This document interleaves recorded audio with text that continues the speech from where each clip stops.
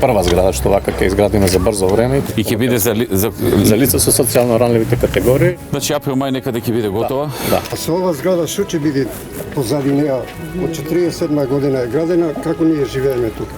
5 пати досе е донесено на на Совет и уште постои, али таа стара зграда преку 100 години. Да ги реновираме тие згради? Гледаш луѓето во мизерни услови живеат таму. Може председател, може да се реновира. Значи таа кај што имало 8 фамилии, Така, тоа е. одма што е позади оваа сега што се гради. Да.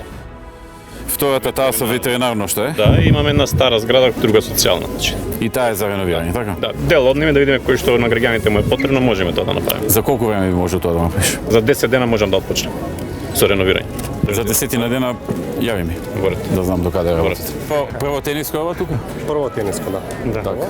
Во програмата имаме едно повеќенаменско за следната година. Две спортски сали преку владата, изградено во Македонски Брод и фудбалски стадион. Пример во село Косово имат школа реновирано, го направиме сето, дојде од министерство, екипа го примија и уште нават согласно започна децата мали водат. А направено е школата? Направено све. Ќе проверат за наставник да се даде согласност да почне да работи училиштето и децата таму да си одат во школа. За амбулантите што се во село Латвица и село Манастирец, тие се веќе во изградба, се изградени, но меѓутоа што е процедурата? Министерството ќе објави оглас за матичен лекар. Повестите ги што им се главните наместни заедници и така натаму таму да се организираат да соберат минимум 650-700 потписи. Во Самоков, али возило од службата немат. Какво возило? Возило за брза помош, оддалечени 40 км од Брод.